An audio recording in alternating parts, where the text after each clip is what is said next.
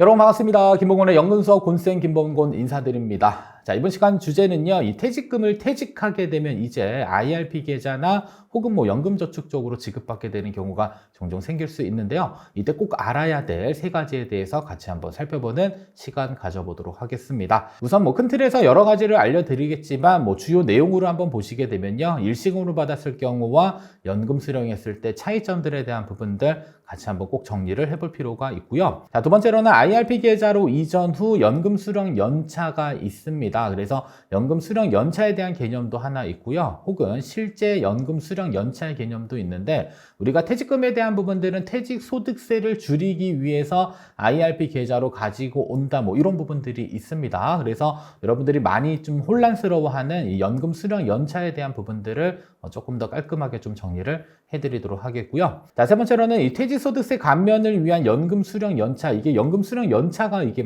여러 가지가 있다 보니까 많이들 헷갈릴 수 있고, 그리고 2013년도 3월 이전에 개설된 퇴직연금과 2013년도 3월 이후에 개설된 퇴직연금에 대한 연금 수령 연차 적용 기준도 모두 다 다릅니다. 그래서 각각 케이스별로 조금 더 디테일한 내용들 전달 드리도록 하겠습니다. 자, 먼저 첫 번째로는 퇴직금은 꼭 IRP 계좌로 이전해야 할까? 가끔 댓글 한번 보면요, 귀찮아 죽겠다 이렇게 표현하시는 분들이 생각보다 많습니다. 아마도 이 퇴직금을 이제 당장 소비할 목적을 갖고 계신 분들이다라고 한다면 사실 절차가 상당히 귀찮을 수는 있습니다. 그리고 어떤 분들은 IRP 계좌 넘어가면 내가 인출할 수 없는 거 아니에요, 이렇게 생각하시는 분들이 있는데, 그냥 쿨하게 해지하시게 되면 여러분들 일시금을 그냥 쏙 받을 수 있습니다.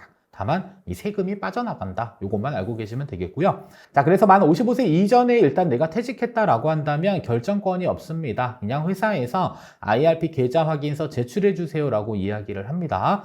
그래서 금융회사에 가셔가지고 IRP 계좌 확인서를 제출하시면 되겠고요. IRP는 은행도 있고요, 보험사도 있고 증권사도 있는데, 내가 좀 투자로 운용해보고 싶다라고 한다면 증권사의 IRP를 선택하시면 되겠고요. 아니다, 난 그냥 예금으로만 운용하겠다라고 해서 또 은행의 IRP 계좌를 선택하는 경우가 있는데, 자, 예금이라고 하는 건 은행 IRP나 증권사 IRP 모두 다 가능합니다.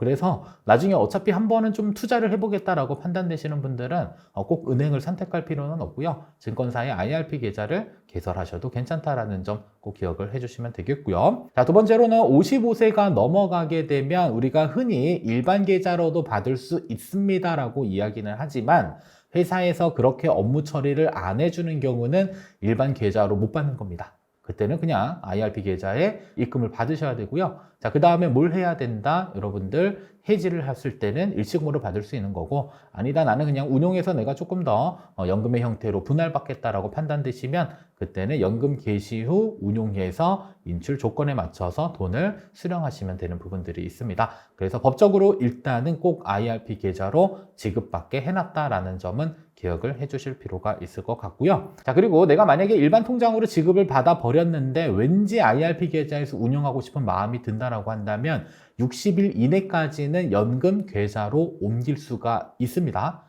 아셨죠? 그런 부분들도 있기 때문에 60일 이내 옮겨야겠다라고 판단되시는 분들은 일단은 금융회사에 연락하셔가지고 내가 일반 통장으로 뭘 받았다? 퇴직금을 지급받았는데 이거 연금계좌로 이전하는데 필요한 서류, 절차 안내 부탁드립니다 라고 하면 친절하게 안내 받을 수 있으니까요. 일반 계좌로 수령했었을 경우에는 60일 꼭 기억을 해주실 필요가 있고, 60일 넘어가면 그때는 안 됩니다. 그래서 기간이 좀 설정되어져 있기 때문에 그 기간 안에서 꼭 여러분들 그러한 절차들을 꼭 수행을 할 필요가 있을 것 같습니다. 자, 두 번째로는 이 퇴직급여를 IRP 계좌로 받을 때 장점은 그냥 세금이 줄어든다, 이렇게 생각을 해주시면 되겠고요. 그리고 노후소득으로 활용하는 데 있어서 사실 공적연금만으로 어떻게 보면 노후소득을 모두 다 이렇게 우리가 필요한 생활비를 마련하는 데는 좀 부족분이 있기 때문에 이때 퇴직연금을 좀 노후소득으로 좀 활용을 해주시는 것들도 좀 좋을 수 있습니다. 그래서 퇴직금을 IRP 계좌로 지급받게 되면 연금으로 받을 수 있다라고 이렇게 되어져 있는데, 연금이다라는 개념보다는 그냥 내가 IRP IRP 계좌 통장에서 내가 필요한 자금들을 인출한다 이렇게 생각하시는 게 조금 더 편하십니다. 그래서 대부분 연금자가 붙어 있다 보니까 그냥 따박따박 알아서 나한테 지급해 주겠지 이렇게 생각하시는 분들이 많은데, 그런 경우들도 충분히 만들어낼 수는 있지만 여러분들이 필요한 자금들을 운용해서 그만큼의 자금들을 자유롭게 인출하는 약간의 좀 통장 개념으로 생각을 해주시면 좋을 것 같습니다. 자, 그리고 세금은 어느 정도 줄어드냐? 이 퇴직소득세의 30% 또는 40%가 줄어드는데, 최근에 2023년도에 이 퇴직소득세 계산하는 법이 개정이 됐어요. 그래서 근속연수 공제가 상당히 높아지다 보니까 실제로 일시금으로 한번 세금 계산했을 때 상당히 좀 낮은 세금 때문에 감면 효과가 별로 크지 않다 이렇게 생각하시는 분들도 있겠으나, 중요한 건 퇴직금의 크기가 커지면 커질수록 상당 부분 어떠한 분들에게는 많은 퇴직소득세가 부과될 수 있기 때문에 이 감면에 대한 부분들 절세 효과가 크다라고 생각을 해주시면 좋습니다. 그래서 인출 10년까지는 일단 이 퇴직소득세가 30%가 감면이 되고요. 인출 11년 차부터는 이 40% 감면되는 부분들이 있기 때문에 세금도 절세하면서 그 세금에 대한 부분들도 내가 연금의 형태로 수령할 수 있는 이러한 장점들이 존재하고 있다고 보시면 됩니다. 자, 그리고 또 가장 큰 특징은 과세 이연이라고 하는 게 있습니다. 그래서 어느 정도의 목돈들이 금융상품에서 운용되면서 우리가 만기가 도래하거나 수익이 발생되면 세금이 부과되는데, IRP 계좌에서 발생되는 운용이익에 대한 부분들은요, 건강보험료 산정 기준소득에도 안 들어가고요. 그리고 금융소득과 관련돼서 이자 배당소득에도 포함이 되고 있지 않습니다. 따라서 어느 정도 운용하면서의 과세 이연 효과까지 같이 활용할 수 있는 부분들이 있기 때문에 여러분들이 장기로 운용했었을 때 조금 더 복리 효과를 누리면서 안정적인 현금 흐름을 창출하는 용도로도 활용을 충분히 해볼 수 있을 것 같습니다. 자, 그러면 일시금으로 수령했을 경우와 연금 수령했을 때 한번 비교해 보면, 일시금은 당연히 퇴직소득세가 100% 과세가 되는 부분이 있고요. 그리고 퇴직금이 IRP 계좌로 넘어와서 여러분들이 운용을 좀 했다라고 하면 그때 발생되는 운용 이익에 대해서는 무려 16.5%의 기타 소득세가 부과됩니다. 자, 반면에 연금으로 수령했었을 경우에는 퇴직소득세가 감면되는데, 실제 수령 연차 10년까지는 30%, 그다음에 11년 차부터는 40%가 감면되는 부분이 있고요. 그리고 운용이익에 대해서는 연금소득세 과세 대상 소득이기 때문에 여러분들이 연간 1,500만 원 혹은 연금 수령 한도 이내 금액을 인출했었을 경우에는 이 5.5에서 3.3%로 상당히 낮은 세율로 과세되는 부분들이 장점이다라고 보시면 되겠습니다. 자, 그러면 당장 목돈으로 이 소비할 계획이 없다라고 한다면 일단은 당장 일시금으로 수령하는 것보다는 그래도 IRP 계좌에 넣어둔 상태에서 어떻게 선택을 할지 의사결정이 이거잖아요. 결국에는 내가 목돈을 쓸 건다, 아니면은 연금 계좌 안에서 운용해 보겠다, 이런 부분들은 여러분들이 해지해서 일반 통장으로 넣어놓고 하는 것보다는 그래도 IRP 계좌 안에서 넣어놓고 고민을 하는 게 세금적인 측면에서는 조금 더 유리할 수 있다는 점은 꼭 기억을 해주시면 좋을 것 같습니다. 자, 다음은 IRP 계좌에서 퇴직급여 얼마씩 인출할 수 있냐. 내가 낸 돈인데도요, 여러분들 인출하는데 여러 가지 조건들이 있습니다. 그래서 연금 수령 한도라고 하는 게 있는데, 근데 연금 수령 한도라는 개념을 여러분들이 딱 처음 접하게 되면 내가 뺄 수 있는 돈은 무조건 연금 수령 한도까지인가요? 이렇게 생각하시는 분들도 계십니다. 근데 그건 아니고요. 여러분들이 연금 수령 한도를 초과해서 인출하는 것도 아무런 문제가 되지는 않습니다. 다만 신경 써야 될 거는 당연히 세금적인 부분들은 꼭 신경을 써야 될 필요가 있다라는 겁니다. 자, 그래서 이 연금저축의 경우는 연금 수령 한도를 계산을 해야 되는데, 이 수령 한도는 연금 계좌 안에 있는 평가금액, 그 돈이겠죠. 돈을 11 마이너스 연금 수령 연차를 이렇게 나눠서 계산을 합니다. 거기에 이제 1.2배수가 곱해져서 이제 여러분들의 연간 연금 수령 한도가 계산이 되는데, 근데 특이점은 뭐냐면요, 2013년도 3월 1일 이전에 가입한 퇴직연금들은 여러분들이 연금 수령 개시와 동시에 6년 차에 대한 연금 수령 연차가 적용되는 부분들이 있고요. 그리고 2013년도 3월 1일 이후에 퇴직연금에 가입되어져 있는 그런 회사에 재직하시는 분들은 그냥 기준점으로 1년 차가 적용이 됩니다. 그래서 이 퇴직연금 제도를 언제 도입했는지 그 도입 연도를 일단은 한번 꼭 체크를 해 주실 필요가 있겠고요. 13년도 이전이다라고 한다면 나의 연금 수령 연차의 시작은 6년 차부터 시작이다라고 보시면 되겠고요. 13년도 3월 이후에 만약에 퇴직연금에 도입되신 분들은 이때는 1년 차가 적용된다. 이렇게 알고 계시면 됩니다. 자, 그리고 또 많은 분들이 헷갈려 하는 게 DB형에서 DC형으로 전환하는 그러한 경우들도 있습니다. 그때 체크할 것은요, 이 DB형에 대한 부분, 언제 내가 퇴직연금을 가입했는지가 더 중요합니다. 그래서 DB형은 만약에 2013년도 이전인데 DC로 전환한 게 2013년도 이후다라고 한다면 그러면 6년차 적용인가요? 1년차 적용인가요? 많이들 궁금해 하시는데 정답은 DB형의 가입일을 쫓아가게 돼 있습니다. 그래서 DB형 가입일이 내가 퇴직연금을 가입한 날이고 그 날이 2013년도 3월 이전이면 내가 연금 개시할 때 수령 연차는 6년 차로 적용된다. 기억하시면 되겠고요. 자, 그리고 DB형만 가입되어서 나중에 그냥 법정 퇴직금처럼 퇴직금 받으시는 분들도요. 그때 동일하게 DB형 도입 연도가 2013년도 3월 이전이다라고 한다면 이때는 특례 적용이 돼서 연금 개시 신청할 때 시작은 6년 차로 시작되는 부분들도 있으니까요. 꼭 한번 여러분들의 수령 연차가 몇 년 차인지는 한번 꼭 체크를 해보실 필요가 있을 것 같습니다. 자, 다음은 연금 수령 한도를 초과해서 만약에 인출을 하게 되면 어느 정도까지 또 세금이 추가 부담되는지 이 부분을 좀 알고 계실 필요가 있습니다. 그래서 예시가 하나 있는데 일단 연금 계좌의 평가 금액은 1억 원이고요.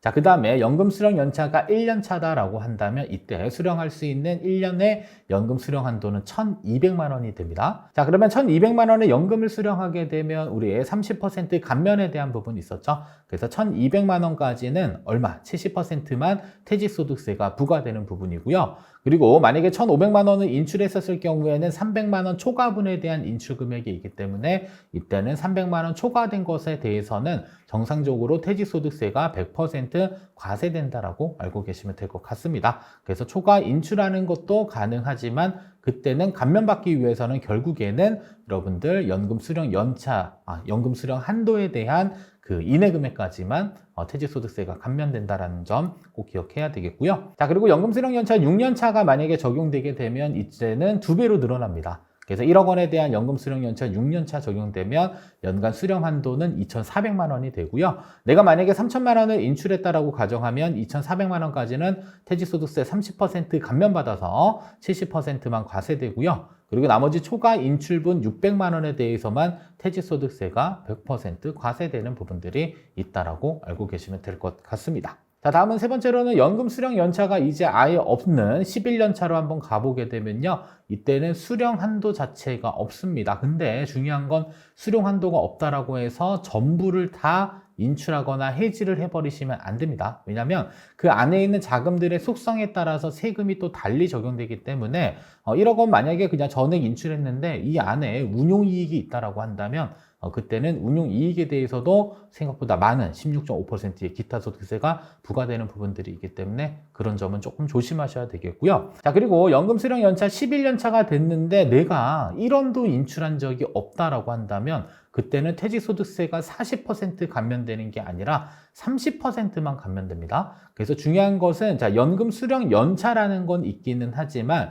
실제로 퇴직소득세를 절세할 수 있는 그 연차는 여러분들이 얼마라도 돈을 인출한 그 연차가 10년 차냐 11년 차냐에 따라서 30% 또는 40%로 달라지는 부분들이 있습니다. 퇴직소득세를 절세하기 위한 감면, 그거는 실질 수령 연차이다라는 점을 꼭 기억을 해주실 필요 있습니다. 그래서 돈을 실제로 뺀 게 11년 차부터 세금이 40%가 줄어드는 거지 내 연금 수령 연차가 11년 차 됐다라고 해서 한꺼번에 다 뺐을 때 퇴직금에 대한 부분들의 세금이 줄어드는 것은 아니다. 이거를 꼭 알고 계실 필요가 있습니다. 자, 다음은 연금 수령 연차의 적용 기준을 사례를 통해서 조금 한번 자세히 좀 살펴보도록 하겠습니다. 자, 일단은 연금을 개시하기 위해서는 나이 요건은 만 55세가 되어야 되고요. 가입 기간은 일단 5년 이상이 되면 뭘 할 수 있다? 연금 개시 조건을 충족하게 된 겁니다.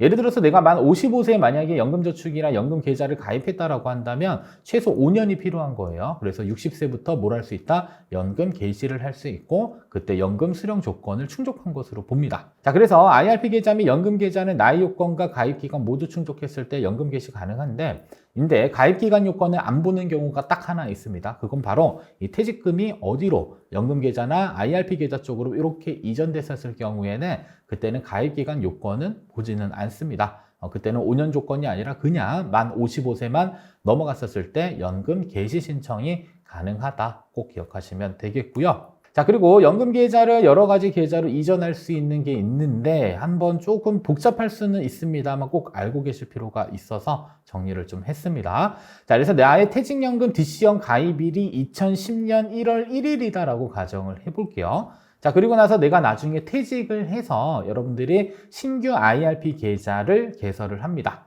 자, 그리고 나서 퇴직금이 이렇게 입금이 되게 되면요. IRP 계좌의 가입일은요. 여러분들이 퇴직연금을 가입한 그 가입일을 승계하게 됩니다. 그래서 이 퇴직연금이 IRP 계좌로 이전됐을 때 이제 가입일을 승계하기 때문에 IRP 계좌의 가입일은 2010년 1월 1일이 되는 부분들이고요. 그리고 13년도 이전 계좌이기 때문에 연금 개시와 동시에 수령 연차는 6년 차가 시작된다. 체크해야 될 부분이고요. 자, 두 번째 케이스의 경우는 연금저축 가입일은 2010년 1월 1일입니다. 연금저축이 아니라 퇴직연금 DC형 가입일이 2010년 1월 1일이고요. 자, 그리고 IRP 계좌가 하나 갖고 있는데 과거에 이미 가입한 거예요. 2013년도 1월 1일. 자, 이렇게 만약에 이미 가입한 IRP 계좌에 이 퇴직연금을 이체받게 되면요.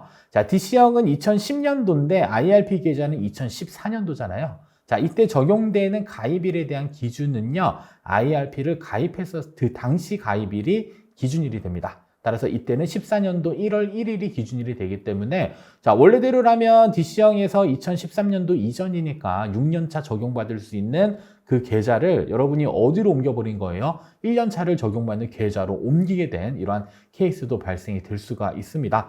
따라서 내가 퇴직연금 가입일보다 조금 더 늦춰지는 그러한 형태의 IRP나 연금계좌 쪽으로 이전을 하게 되면 여러분들의 그 가입일 자체는 이전이 아닌 이전할 금융상품의 가입일을 승계하게 된다. 이렇게 보시면 됩니다. 자, 따라서 신규랑 그 다음에 이미 가입되고 있는 이 IRP 계좌의 가입일 승계 기준은요. 일단 신규로 개설한 계좌의 경우는 무조건 과거에 가입한 퇴직연금 가입일을 승계하게 되는 거고요. 자, 만약에 이미 가입한 연금계좌 쪽으로 이전을 하게 되면 이미 가입한 연금계좌의 가입일을 승계하게 되는 이러한 규칙들이 있습니다. 자, 그리고 퇴직연금은 2010년 1월 1일 날 가입했는데 IRP가 2007년도다라고 한다면 이전이 될까요? 안 될까요? 이전이 가능합니다. 그리고 가입일은 2010년이 아니라 이제는 2007년 1월 1일이 이 퇴직연금 가입일이 되는 부분들이 있습니다. 그래서 이전 규칙은 신규 계좌만,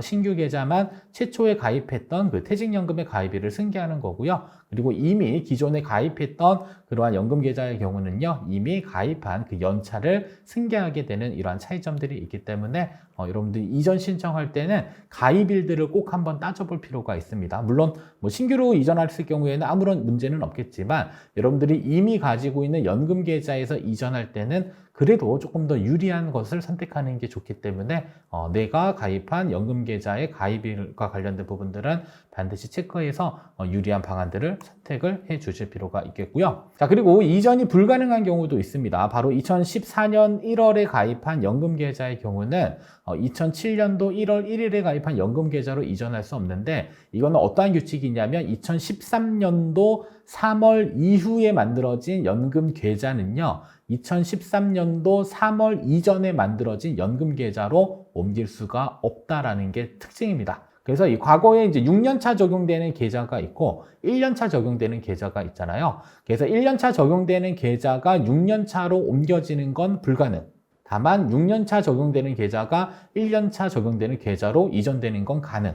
근데 그렇게 선택하는 분들은 아마도 없어야 되겠죠. 그래서 과거에 2013년도 이후 계좌는 이전 계좌로는 못 오지만 이전 계좌는 이후 계좌로 갈 수는 있다. 다만 그때는 약간의 손해를 보게 되는 겁니다. 그래서 6년차 적용받은 것을 굳이 1년차로 적용받을 필요는 없기 때문에 이전할 때는 반드시 가입일을 따져보실 필요가 있겠고요. 난 잘 모르겠다라고 한다면 금융회사에 전화해서 확인하시면 됩니다. 내가 현재 상품을 여기로 옮겼을 때 가입일은 언제인가요? 라는 부분들을 금융회사에 문의하셔서 좀 유리한 쪽으로 꼭 반드시 옮기실 필요가 있다라는 점 기억을 해주실 필요 있습니다. 자, 그리고 연금 수령 연차와 관련돼서 이제 의문점이 좀 하나 발생됩니다. 아직 정답이 계속적으로 없더라고요. 제도상에 대한 부분과 실제로 금융회사에서 업무를 처리하는 것에 좀 차이점들이 있기 때문에 반장님들이 혹시 해당 내용에 해당되는 부분들이 계신다라고 한다면 댓글에다가 좀 나의 수령 연차는 몇 년 차입니다라고 좀 남겨주시면 정말 좋을 것 같습니다. 자, 일단은 예시를 보시게 되면 퇴직연금 가입일은 2010년 1월 1일이고요. IRP 가입일은 신규로 가입을 했습니다. 그리고 2024년에 퇴직했다라고 가정했을 때 나이는 60세다라고 보시면 되겠는데, 자, 이때는 2013년도 3월 이전 상품이다 보니까 이때는 IRP 계좌로 넘어오게 되면 당연히 6년 차가 적용되겠지 이렇게 생각하시는 분들이 있는데, 근데 연금 수령 연차는요, 연금 수령 조건을 충족하게 되면 우리가 연금 개시를 하지 않고 자동으로 카운팅 되는 게 또 있습니다. 그래서 이 케이스 1의 경우는요, DC형의 경우는 신규 IRP 계좌로 이전되는 그 해에 6년 차가 적용된다라는 주장이 하나 있고요. 자, 두 번째 주장은 아니다. 자, 내 나이가 2019년도에 55세였기 때문에 그리고 뭐 조건을 다 충족했기 때문에 이때부터 연차가 적용돼야 되고, 그러면 2019년에는 이제 6년 차가 적용이 되고 2020년부터 2024년까지 쭉 연차가 증가하다 보니까 2024년에 내가 퇴직금을 IRP 계좌로 지급받게 되면 이때는 11년 차가 적용되는 게 맞다라는 주장이 또 하나가 있습니다. 조금 헷갈릴 수는 있겠죠. 그래서 여러분들 한번 직접적으로 금융회사마다 좀 차이가 있다는 걸 확인했기 때문에 이러한 케이스에 있으신 분들은 한 번쯤은 이전하기 이전에 금융회사에서 몇 년 차의 연금 수령 연차를 적용받을 수 있는지 꼭 한번 체크를 해주시면 좋을 것 같고요. 자, 그리고 퇴직연금 DC형 가입일은 2010년 1월 1일이고요. 자, 이미 가입한 IRP 계좌가 있는 겁니다, 이번에는. 자, 그래서 같은 연도에 2010년 1월 1일에 가입한 IRP 계좌가 있고 그 계좌의 퇴직연금 자체를 이전을 해버립니다. 자, 그러면 이미 가입한 IRP 계좌의 경우는요, 2024년 기준으로 60세니까 역산하게 되면 2019년도가 만 55세예요. 그래서 2013년도 3월 이전에 가입한 IRP 계좌의 경우는 2019년에 연금 개시를 하지 않더라도 연금 수령 연차는 6년 차로 시작이 됩니다. 자, 그리고 나서 2020년에 7년 차, 2021년에 8년 차, 2020년 9년 차, 2023년 10년 차, 그 다음에 2024년 11년 차 이렇게 되는데, 자, 이때 11년 차를 적용받는 이 연금 계좌 IRP에 이 퇴직금을 이전하게 되면 이때는 몇 년이 적용되냐면 연금 수령 연차는 11년 차가 적용되는 건 이미 확인이 된 내용입니다. 자, 그러면 반대 케이스를 다시 거꾸로 한번 가서 이제 헷갈리게 되는 건 뭐냐면요. 자, IRP도 연금 계좌고요. DC형도 연금 계좌입니다. 동일한 연금 계좌인데 우리가 일반적으로 가입한 IRP 계좌의 경우는 내가 수령 조건만 충족하게 되면 만 55세 기준으로 자동으로 1년 차씩 늘어나게 되는 자동 카운팅이 되는데, 이 퇴직연금도 연금 계좌잖아요. 그죠? 가입한 지 5년 넘어갔고 내 나이가 만 55세가 2019년이 됐으면 사실 13년도 이전 계좌이기 때문에 이때 6년 차가 적용이 돼야 되는데 이 두 가지 케이스로 구분이 되는 겁니다. 그래서 퇴직연금은 신규로 넘어왔을 때 그때부터 6년 차가 적용된다는 주장이 하나 있고요. 아니면 그냥 뭐 DC형 계좌 안에서도 당연히 뭐 일단 막 수령 조건을 충족했을 경우에는 연금 수령 연차가 적용된다라는 이러한 내용들이 있기 때문에 이런 케이스에 해당되시는 분들은 한번 문의해 보시고 어느 회사가 이렇게 적용됩니다라는 내용들 조금 정리해서 공유를 해주시게 되면 아마도 많은 분들이 궁금해하는 궁금증들을 해소를 할 수 있을 것 같습니다. 자, 끝으로 결론입니다. 자, 연금 수령 연차와 퇴직소득세 감면 연차 조금 잘 정리를 해주실 필요가 있습니다. 그래서 연금 수령 연차에 대한 부분들은요, 일반적으로 IRP 계좌나 연금저축은 만 55세 5년 가입기간 조건이 충족되게 되면요, 자동으로 카운팅이 됩니다. 그래서 13년 이후 계좌는 1년 차부터 시작이고요. 13년 이전 계좌는 6년 차부터 시작인 거고요. 자, 그리고 퇴직소득세를 감면하는 거는 연금 수령 연차가 아니라 여러분들이 돈을 직접 연금 개시해서 뺀 연차가 들어갑니다. 그래서 이 연금 계좌에는 두 가지의 연금 수령 연차가 있을 수 있는 겁니다. 하나는 그 계좌에 연금 수령 연차가 있고 그 연금 수령 연차는 연금 수령 한도에 영향을 주는 것이고요. 또 한 가지는 퇴직소득세를 감면하기 위한 실제 인출 연차라는 개념이 있습니다. 그래서 실제로 돈을 10년 동안 뺐을 그 기간에는 30%가 감면되는 거고요. 11년 차에 자금을 인출하는 그 시점에는 40%의 퇴직소득세가 감면되는 이 연금 수령 연차와 퇴직소득세 감면 수령 연차에 대한 부분들 많이들 어려워하고 계시니까 이 부분만 잘 정리를 해주시면 좋을 것 같습니다. 자, 지금까지 여러분의 평생 가는 연금 선생님 곤쌤이었습니다. 다음에도 더 좋은 영상으로 찾아뵙도록 하겠습니다. 감사합니다.